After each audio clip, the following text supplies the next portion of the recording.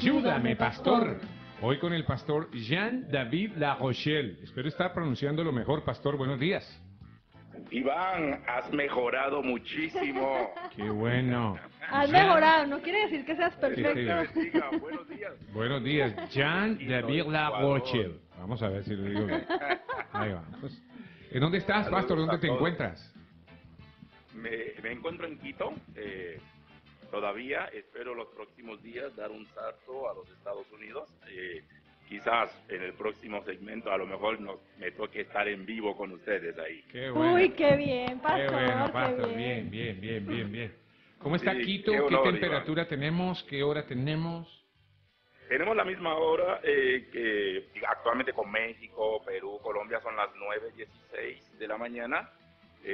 Frío, porque ayer ha tronado, pareciera que abrieron las cataratas del cielo. Estamos en época realmente fría y de lluvia, pero rico. A mí, de hecho, me encanta el frío. Siempre digo que hay diferencia entre la piel de un blanco y el cuero de un negro. Así que a mí me encanta el frío. Pastor, ¿se siente la Semana Santa en Quito, Ecuador? Hoy Jueves Santo, por ejemplo, ¿se siente? Absolutamente. De hecho, la comida típica para esas fechas se llama fanesca. Es un plato pesadito, tiene bacalao y como 12 granos y otros potajes y otros insumos allí. Un plato así te manda a la cama o te manda al baño. Pero sí, obviamente hasta hoy en entidades de gobierno públicas atiende hasta mediodía, es un feriado un poco largo. La gente normalmente se va a la playa, a los spas, algunos fines de semana, dependiendo, pero siempre hay operativos también, como en cada efemérides, también operativos de Semana Santa para la seguridad obviamente de los turistas, tanto nacionales como internacionales.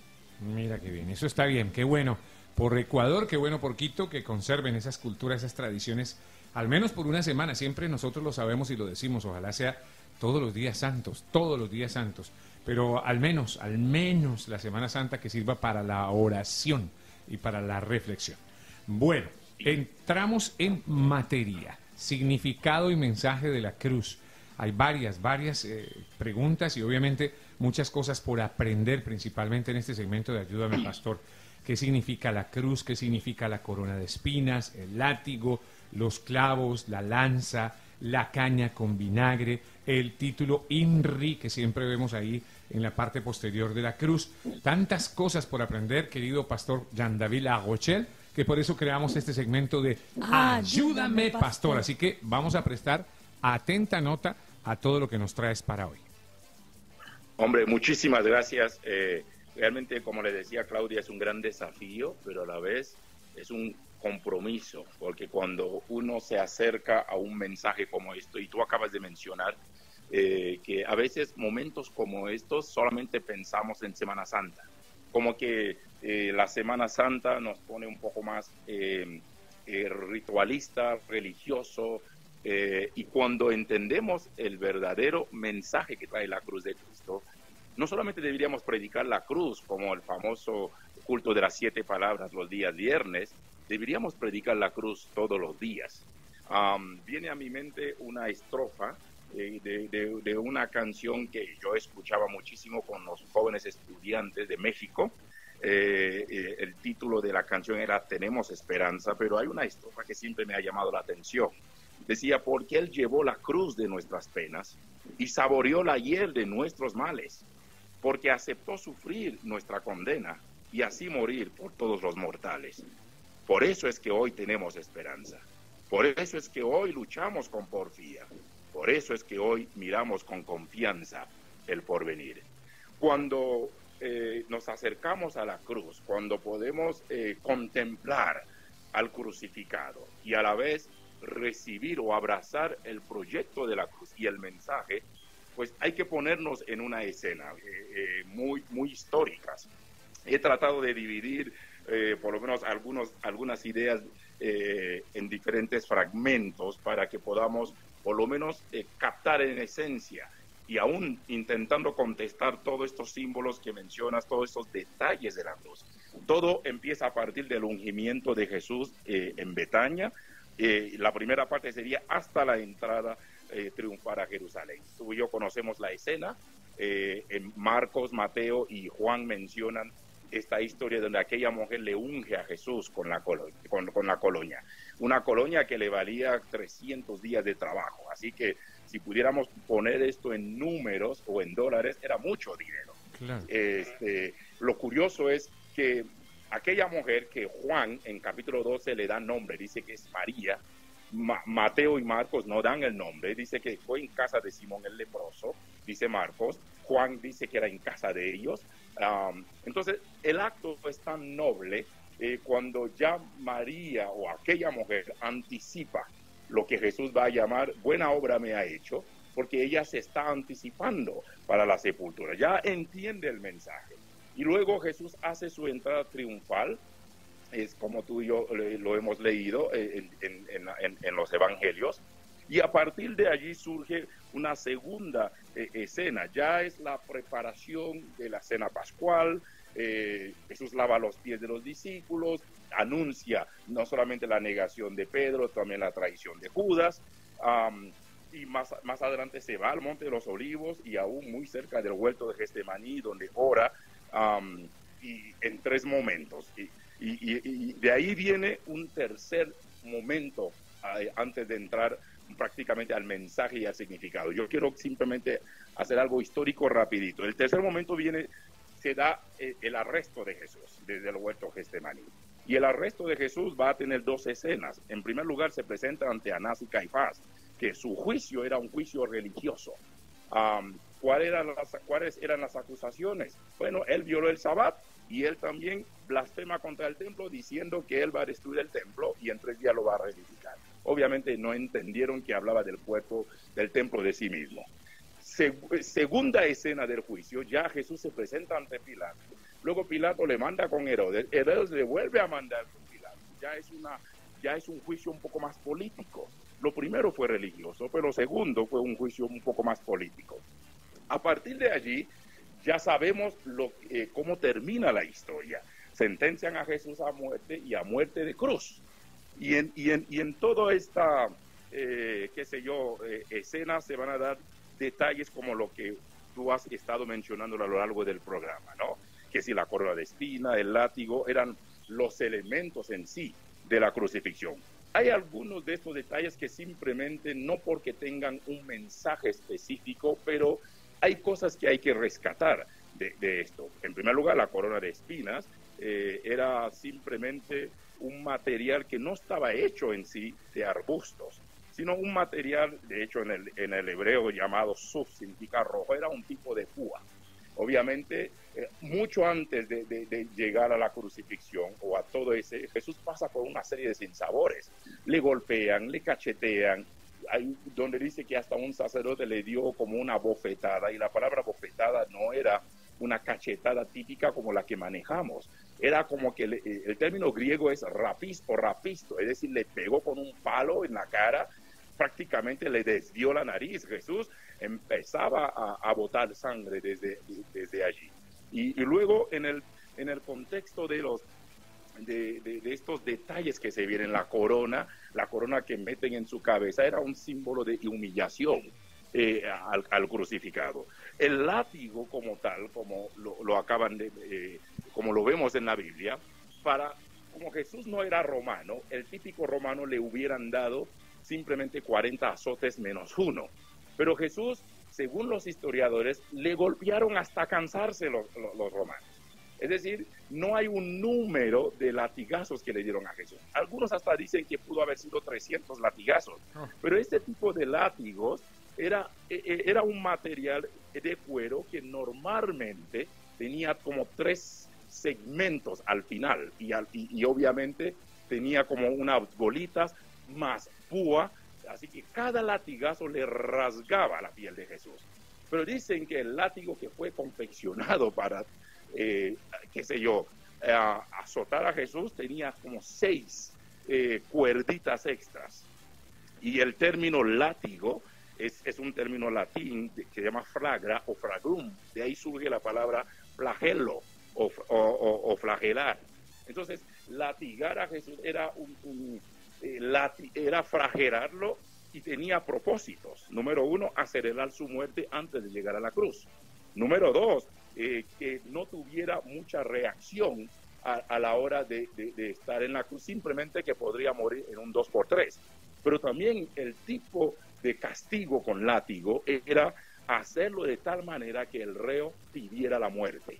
Pero tú y yo sabemos cómo termina la escena. Jesús jamás pidió la muerte. Jesús se mantuvo firme, tanto así que después de azotarlo, lo vuelven a traer a Pilato, y yo creo que Pilato se da cuenta que como un tipo así, después de darle tantos latigazos, todavía puede estar frente, o todavía puede estar en pie. Entonces, obviamente, hay toda una serie de situaciones un poco hasta conmovedor en el asunto. No, terrible. Y luego ya deciden crucificarlo, Jesús lo montan en la cruz y los clavos. Mira, no, sin entrar en conjeturas, más allá de un significado quizás teológico, los clavos estaban hechos de 8 a 12 pulgadas. Y la forma como tenían los clavos en las manos y en los pies de Jesús, ni siquiera, y tú y yo sabemos desde el punto de vista espiritual que los clavos no mantuvieron a Jesús en la cruz, sino su amor por la humanidad, su amor por nosotros.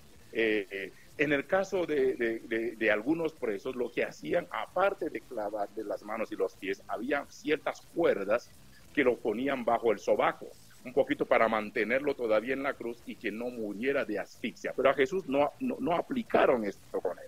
Pero lo cierto es que clavaron sus manos, clavaron sus pies, y el tipo de crucifixión no era en la palma de la mano, sino prácticamente en la muñeca, porque si lo hubieran hecho en la palma de la mano, Jesús se hubiera caído como cualquier otro preso, se hubiera desgarrado de la cruz. Sí. Entonces, y obviamente al hacerlo, los romanos eran tan expertos en la crucifixión que podrían hacerlo de que Jesús no muriera en el acto. De hecho, cuando Jesús muere prácticamente en un tiempo récord en la cruz, cuando José de Arimatea va a pedir a Jesús, Pilato se sorprende que había muerto, porque los romanos habían inventado la crucifixión o habían trabajado de tal manera la crucifixión que alguien podría estar todo un día o muchas horas en la cruz. Es donde nos damos cuenta que a Jesús no lo mataron. Jesús se entregó, Jesús decidió, Jesús siempre siendo Dios, siendo hombre, entregó su vida cuando él quiso. Nadie lo mató. Y luego en toda esta situación, al final, dicen que ya era casi para el sabbat, la gente tenía que correr a casa, ya se estaba oscureciendo, y cuando se dan cuenta, los dos presos que estaban al lado de Jesús no habían muerto, por eso les quiebran las rodillas o los pies para que pudieran morir asfixiados inmediatamente. Pero Jesús ya estaba muerto. Entonces dice que simplemente tomaron una lanza, aquel soldado, y le perforó las costillas. Ahora bien, esto cumple una profecía de Zacarías. El hecho de que haya salido agua y sangre, como lo vemos en la Biblia, este es un pensamiento muy de Juan. Juan está consciente de esto porque Juan trae a colación esto, no lo hace Mateo, Marcos y Lucas, y dice que sale sangre y agua. Obviamente el significado de estos dos elementos habla del mundo espiritual y el mundo material, pero también algunos científicos o médicos pudieron aseverar de que quizás se reventaron sus glóbulos rojos y blancos. Son detalles de la ciencia que explican o acercan a esto, pero lo cierto es que Jesús fue traspasado en cumplimiento también de la profecía. Dentro de estos detalles, porque luego voy a entrar al mensaje, por esto corro con estos símbolos que usted ha estado mencionando.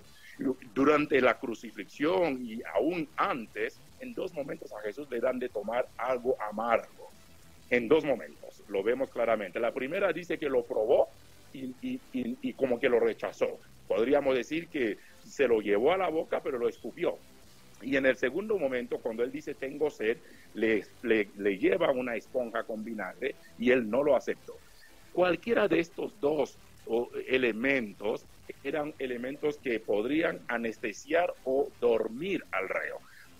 En algún momento, una primera interpretación es que lo hicieron como tipo de burla, pero en otro es hacerlo como un sentido de tener algo de compasión, porque el dolor era atroz, el griterío, me imagino, de un preso con esta situación de flagelo podría ser deprimente. Entonces vamos a anestesiarle un poquito. Sería como la famosa morfina que a veces ponen a alguien que está con mucho dolor.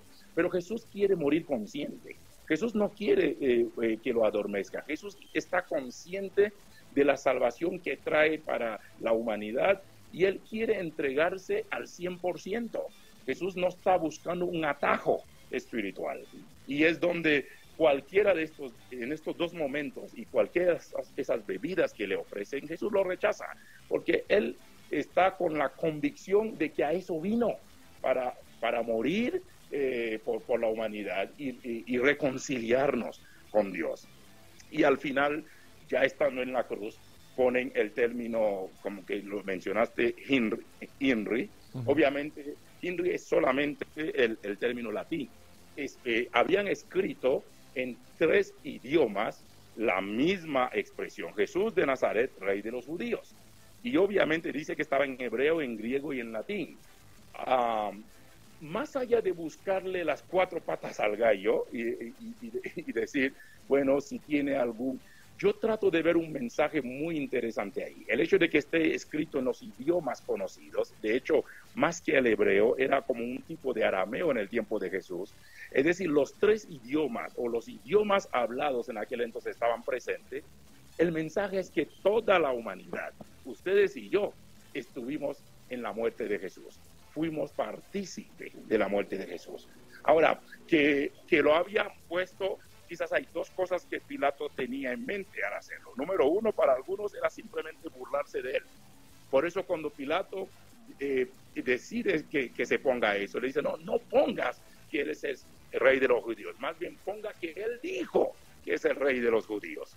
Obviamente, en un momento cuando Jesús estaba con Pilato, Pilato le dice, ¿pero eres tú el rey de los judíos?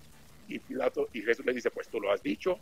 Pareciera que en un momento Pilato estaba consciente de que este hombre no está jugando con su vida. Este hombre tiene un proyecto, este hombre tiene una filosofía, este hombre está consciente. A lo mejor Pilato lo hizo y lo permitió con este pensamiento, pero también en otro momento podría ser simplemente de burla, ya que él dice que es el rey de los judíos, pues crucifíquenlo como el rey de los judíos.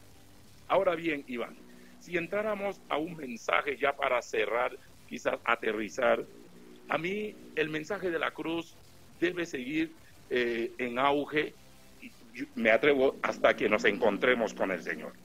El asunto es que para algunos la cruz es bisutería. Abundan las personas que tienen joyas, que tienen una cruz, cadenas, eslavas, qué sé yo, anillos. Y aquí entre nos, yo también los tengo algunos anillos y cadenas que me han regalado. Pero la cruz no es bisutería, porque eso sería darle demasiada ganancia a los joyeros. La cruz tampoco es amuleto. Besar la cruz, pensar que esto nos va a dar suerte.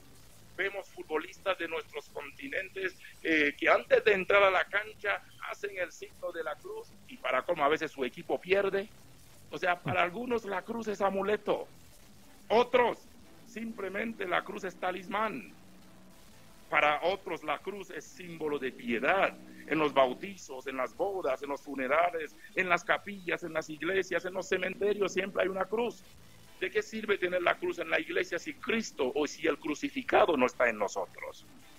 Hay una historia, más que una historia, un corto relato de una subasta, de un hombre que trae todo lo valioso para vender. La gente traía sus chequeras en blanco solamente para poner la cantidad. Y de repente el hombre empieza la subasta simplemente con un pedazo de madera que estaba en un rincón en forma de cruz. Y de repente el hombre dice, bueno, vamos a empezar con esta reliquia. ¿Cuánto dan por esta cruz? Nadie quería el pedazo de palo. Nadie lo quería. El hombre insiste, pasaron media hora, nadie quería comprar la madera. Y el hombre de repente agarra la madera y lo une con otro detalle. Dice, bueno, ¿qué le parece? Si se llevan esto y esto y esto por el mismo precio, nadie lo quería. Bueno, al final de casi ya el mediodía, a alguien se le ocurre traer unos centavitos y se lleva la madera con todo lo que implicaba.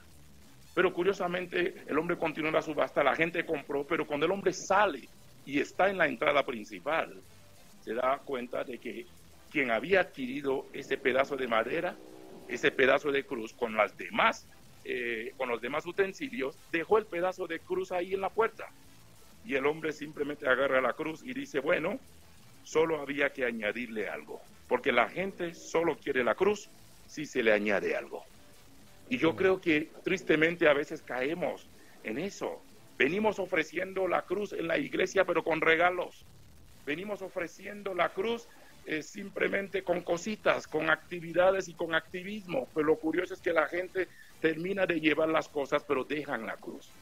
Y yo quiero cerrar remontándome al momento de Jesús en la cruz, porque si vamos a rescatar el mensaje de cruz, tenemos que pensar no en las 7 palabras de Jesús en la cruz, porque un hombre que estuvo varias horas en la cruz, no creo que habló 7 veces, sino quizás 7 momentos registrados, o 7 expresiones que marcaron un antes y un después, porque Jesús estaba en la cruz, su discípulo amado estaba allí, abajo la cruz, su mamá estaba allí, los 2 ladrones estaban a los lados. Yo creo que Jesús manejó conversaciones quizás en su momento de dolor, quizás, porque Jesús no era malcriado, Jesús conversaba, si alguien le hablaba quizás podría contestarle. Pero las famosas 7 palabras que predicamos los días Viernes Santo, yo quiero pensar que son quizás 7 expresiones que marcaron o 7 momentos en la cruz que para mí es interesante. Tú y yo lo sabemos. La primera palabra, y es donde yo rescato algunos mensajes. Jesús dice, Padre, perdónalos, porque no saben lo que hacen. Desde la cruz. Entonces, ¿cuál es el mensaje de la cruz? La cruz es símbolo de perdón. Cuando tú y yo no perdonamos, cuando tú y yo tenemos rencor, odio, amargura contra otros, entonces no hemos abrazado el mensaje de la cruz. Porque en la cruz Cristo conquistó el perdón de nuestros pecados. Y por eso cuando Pedro dice, pues ¿cuántas veces tengo que perdonar? Hasta 7, porque los judíos perdonaban 3. Y Pedro creía que era más generoso que los judíos. Jesús dice, no, no son 3, son 70 veces 7, no son 7 tampoco. ¿Qué está diciendo Jesús? El perdón no es matemática, el perdón no es número. El perdón simplemente es un acto de compasión. Segunda palabra de Jesús, o segundo momento, uno de los ladrones le critican, le insulta y le señala, pero el otro le dice, ¿sabes qué? Y yo merecemos esto, pero este hombre no merece esto. Así que mira, Jesús dice, por favor, acuérdate de mí cuando llegues a tu reino. Él estaba consciente de quién estaba en el medio. Y Jesús le dice, hoy estarás conmigo en el paraíso. En segundo lugar, mis amados oyentes, la cruz es símbolo de gracia. ¿Y qué es la gracia? Es el todo por nada para ustedes y yo, que merecemos nada. En la cruz, Cristo conquistó nuestra salvación. Aquel hombre a última hora, en segundos o en milésimas de segundos, obtuvo su salvación porque él reconoció al que estaba en la cruz. Entonces, esta cruz sigue vigente, la salvación sigue vigente. Me encantó escuchar que hay que adoptar a un famoso, hay que adoptar a alguien del mundo de la farándula, porque la Biblia dice claramente que la tierra será llena de la gloria del conocimiento de Jehová, como las aguas cubren el mar. Claro que el evangelio va a tocar gente de la farándula, presidentes, políticos. Lo he visto a lo largo de mi ministerio. He estado en más de 80 países predicando el evangelio. Y aún en Ecuador tengo 2 artistas que he adoptado y hasta ayer he hablado con ellos, sin saber que tú tenías eso en mente. Y vengo orando por ellos. Es que la cruz es gracia, la cruz es salvación. En tercer lugar, Jesús mira a su mamá y le dice, mujer, he aquí tu hijo, hablando de Juan. Luego mira a Juan, hijo, he aquí tu madre. Y me llama la atención, no tengo tiempo para explicar lo que pudo haber pasado. Juan era el discípulo amado, era el consentido, era quizás el nene, el caprichoso. María es la mamá. Me imagino que cuando Jesús quería hablar con su mamá, Juan interrumpía porque Juan quería su espacio. Y cuando Jesús quería hablar con Juan, María decía, yo soy tu mamá y punto, hazme caso. Pero Jesús muere y deja quizás 2 personas importantes de su vida casi solitario. Así que Jesús mira a su mamá y le dice, ¿sabes qué? Yo no voy a estar, pero ahí te encargo a Juan. Él va a llenar tu corazón, o él va a llenar el vacío que quizás voy a dejar. Y viceversa con Juan. Y aquí hay un mensaje de la cruz. La cruz es unidad, es reconciliación, pero también la cruz es provisión. Jesús reconcilia Juan con María. No sé si hubo berrinches, pero también Jesús provee a María a Juan y provee a Juan a María. La cruz es provisión. Estos días me he quedado estupefacto donde hay más de 1.000 millones de dólares para la Catedral de Notre Dame, y está bien, porque es historia, pero hay 1.000 millones de gentes o millones que están muriéndose de hambre en el continente africano, en el continente asiático. ¿Cuál es el mensaje de la cruz? La cruz es provisión. Cuando yo le extiendo mi mano a alguien, cuando yo reconcilio a alguien con su familia, estoy todavía abrazando el mensaje de la cruz. En la cruz Cristo conquistó la unidad.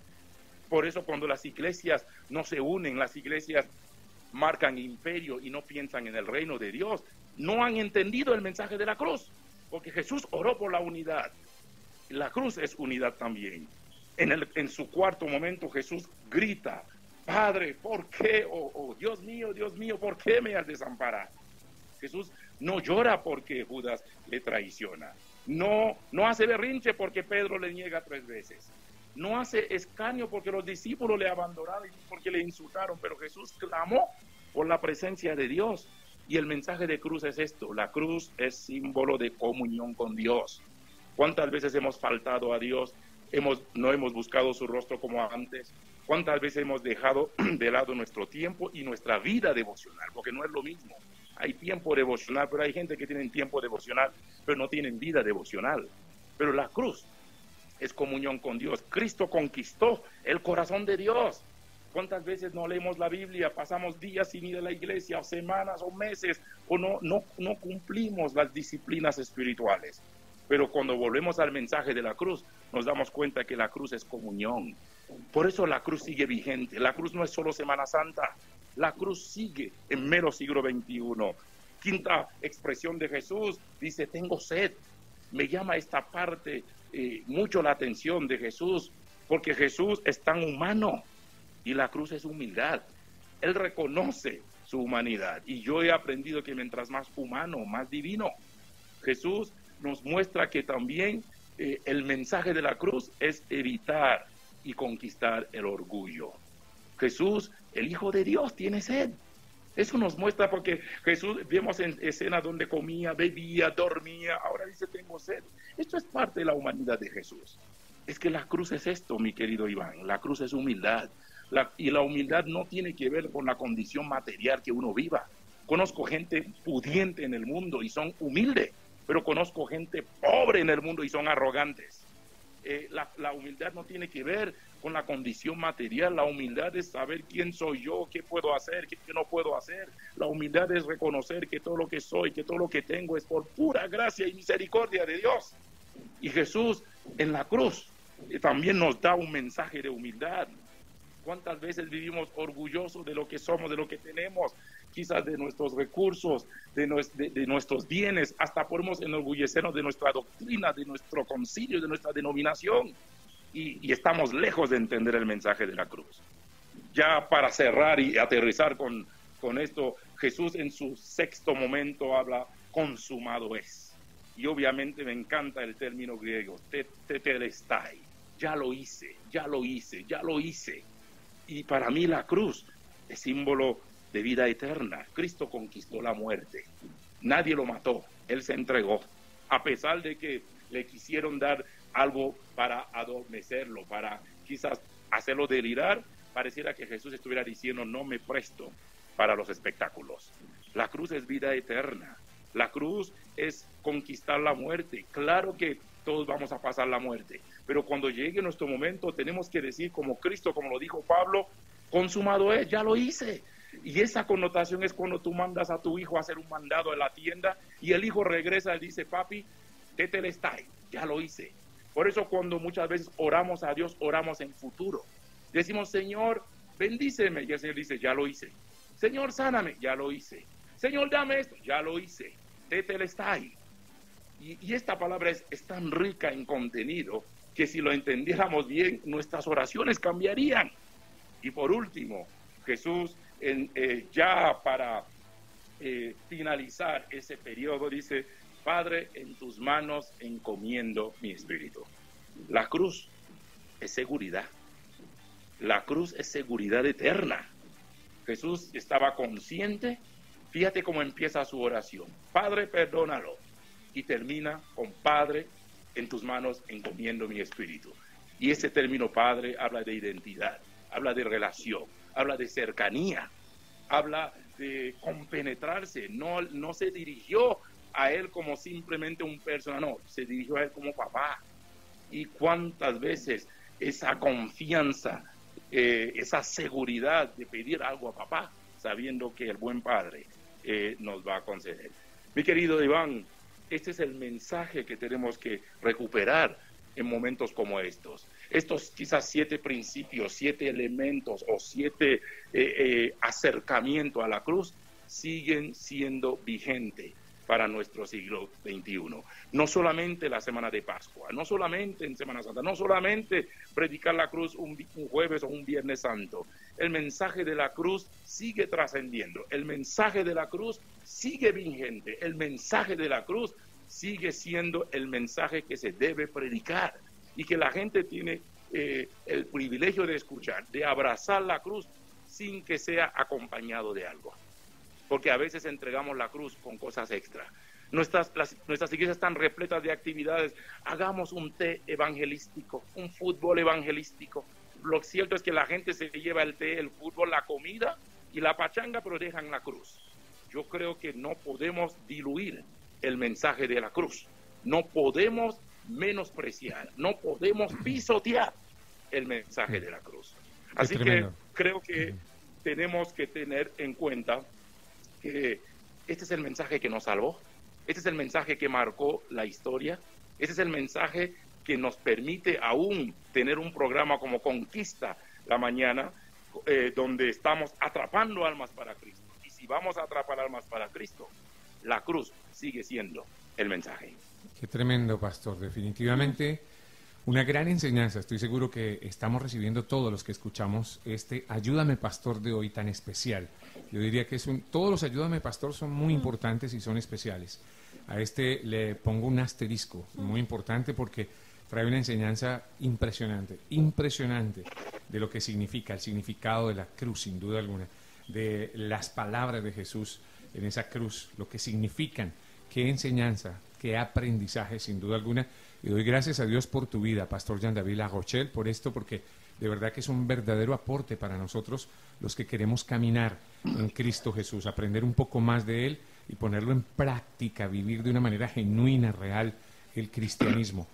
Pastor, ¿te parecería bien? Gracias. No, gracias a ti. Te robo unos 15 segundos solo para extender mi gratitud a Dios, a ustedes, pero también saludos especiales a Centro Cristiano de Esperanza en Gandía y Tabernes, allá en España, a la Iglesia Royal Life aquí en Ecuador, que están mis pupilos allá haciendo un trabajo espectacular, a mi congregación El Pacto en Ciudad de México, pero tengo tanta gente que quisiera saludar, pero los bendigo a la distancia, mi amigo Santiago y Joana, Jorge Moyano, Julio y su familia, Omar, Ángel Longinos, le dedico esa parte que está con casi una enfermedad que le está quejando. Lo bendigo a la familia Márquez Flores, a cada uno, mis amigos Gustavo, Jai, Mervin y su esposa, a la familia Velarde y a la familia Valencia Mesías, pero a mis hermanas y a mi madre, un abrazo a cada uno. Qué lindo. Pastor, podemos concluir esto y nos parece y sale de nuestros corazones con una oración de fe para aquellas personas que tal vez están escuchando por primera vez Conquista la Mañana con Iván Van, la Red Cristiana, que están escuchando y que de repente quieren buscar un poco más de Dios, acercarse, saber quién es Jesús, entregar sus vidas, cambiar sus vidas, como cambia las nuestras día a día, Pastor, ¿te parece? Así es, y en otro momento quiero proponerle que podamos hacer una cena del Señor alrededor de la cruz, aunque sea desde la radio. Una de mis hermanas tuvo cáncer terminal y yo recuerdo que le ministré el mensaje de la sangre y el cuerpo de Cristo por teléfono, y fue un acto memorable y Dios hizo sanidad. Hubiéramos preparado un ambiente para esto, pero quiero bendecir la vida de quienes nos están escuchando. Dedico este programa a aquellos que están desesperados por encontrar la salida. La cruz es el mensaje, la cruz es la solución, Cristo es la solución. Padre, bendigo la vida de cada uno de nuestros hermanos y hermanas en toda Iberoamérica, pero bendigo a algunos que van a reenviar este programa a un ser querido, cristiano o no. Te pido que el mensaje pueda tocar cada vida y cada corazón. Bendigo este ministerio de la Red Cristiana, bendigo todo el staff que acompañan, bendigo todos esos hombres y mujeres que están donando generosamente para que cada hombre y cada mujer en Iberoamérica reciban el mensaje de Dios. Padre, sobre todo aquellos que no te conocen, aquellos que quizás para ellos el mensaje fue tan real, fue tan novedoso, fue tan puntual hoy, que tu palabra no regrese vacía, que puedan tener un encuentro con el crucificado y que la cruz para ellos no sea fetichismo, amuleto, piedad o talismán, sino que la cruz sea el mensaje de vida para cada hombre y para cada mujer. Los bendigo en el nombre del Padre, los bendigo en el nombre del Hijo y los bendigo en el nombre del Espíritu Santo. Amén. Muchas gracias, querido pastor Jean David Larochelle. Un abrazo para ti. Un abrazo bendiciones. para todos. Dios les bendiga. Qué tremenda. Gracias. Contundente, Beberatriz. ¿Cuántos tienen un Dios como ningún otro? Estás escuchando la redcristiana.com.